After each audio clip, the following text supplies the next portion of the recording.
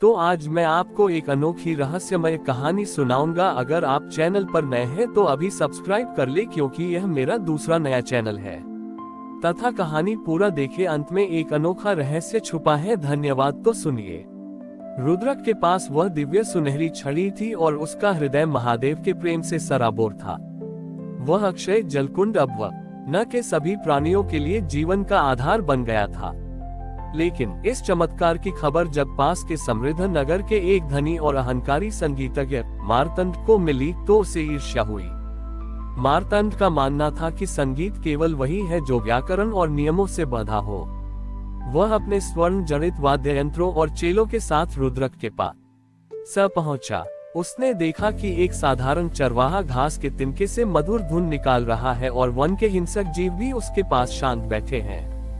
मार्तंड ने व्यंग्य किया, चरवाहे, यह क्या शोर मचा रहे हो? असली संगीत तो रागों और तालों में होता है। यदि तुम वास्तव में संगीत जानते हो तो मेरे साथ प्रतियोगिता करो। जो पत्थरों का ओ पिघला देगा वही श्रेष्ठ संगीतज्ञ माना जाएगा। रुद्रक ने हाथ जोड़कर कहा, स्वामी, मैं प्रतियोगिता नहीं जानता। मैं तो बस अपने महादेव को पुकारता हूँ। मार्तंड ने अपनी वीणा उठाए और एक कठिन अग्नि राग छेड़ा।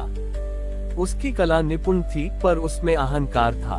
संगीत के प्रभाव से वहां की घास जलने लगी, पक्षी डरकर उड़ गए। एक पर पत्थर जस का तस रहा। मार्तंड थककर बैठ गया। अब रुद्रक की बारी थी। उसने अपनी वह सुनहरी छड़ी जो महादेव ने दी थी उठाए और उसे हवा में लहराया। उसने कोई राग नहीं गाया, बल्कि उसने उस स्वर को छेड़ा जो प्रकृति की धड़कन जैसा था। जैसे ही संगीत गूंजा, अक्षय जलकुंड का पानी नाचने लगा। और फिर एक अद्भुत चमत्कार हुआ। वह कठोर पत्थर जिसे तांत्रिक तोड़ना चाहता था, अचानक मोम की तरह पिघलकर बहने लगा। पिघले हुए पत्थर से एक आकृति बनी। वह आकृति मां पार्वती और महादेव के अर्धनारीश्वर रूप की थी। मार्तंड की वीणा के तार खुद ब खुद टूट गए। साक्षात महादेव की गूंज सुनाई दी। Greater than Martand. संगीत केवल कानों के मनोरंजन के लिए नहीं, बल्कि आत्मा के विसर्जन के लिए होता है। तुमने स्वर को साध लिया, पर स्वयं को नहीं।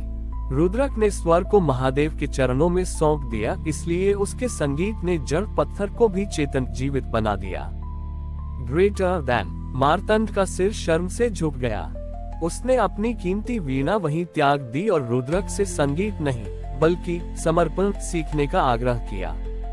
महादेव के वरदान से वह पिघला हुआ पत्थर फिर से जम गया, पर अब वह एक ऐसी मूर्ति बन चुका था जिसे किसी कलाकार ने नहीं, बल्कि स्वयं भक्ति के संगीत ने गढ़ा था।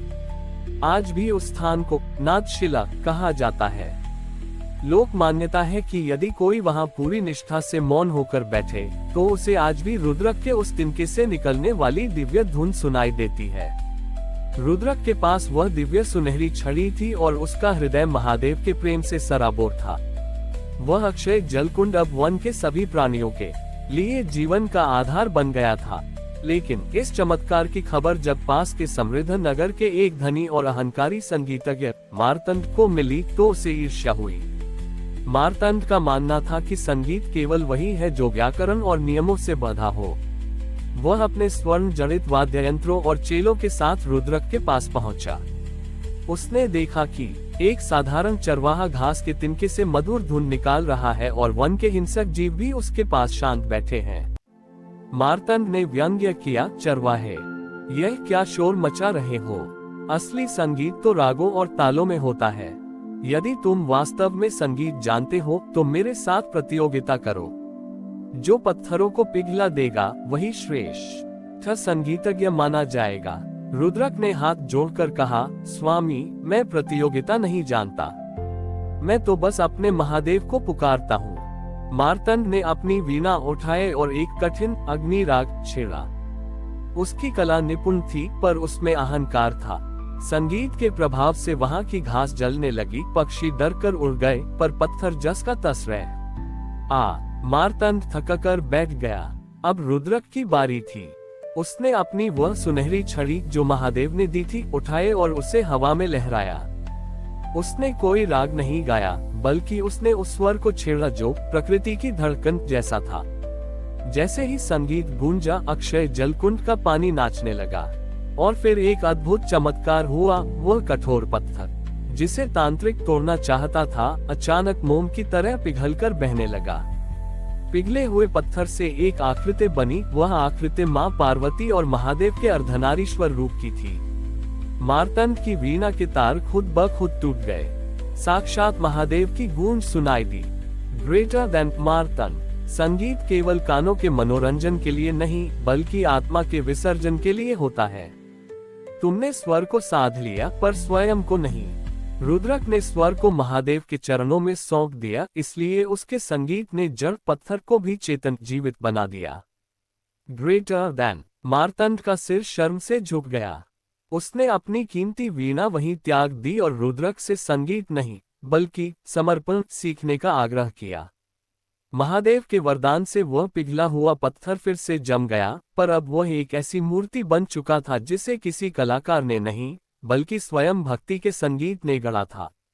आज भी उस स्थान को नादशिला कहा जाता है।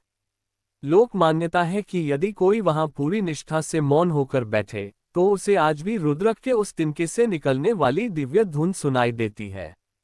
हमारी और भी आध्यात्मिक एवं अनोखी कहानियां देखने के लिए हमारे चैनल पर जाएं तथा धार्मिक एवं पौराणिक अनोखी कहानियां हमारे चैनल पर है। कृपया जाके देखें तथा हमारे चैनल को सब्सक्राइब करके रखें और वीडियो लाइक जरूर करें। धन्यवाद।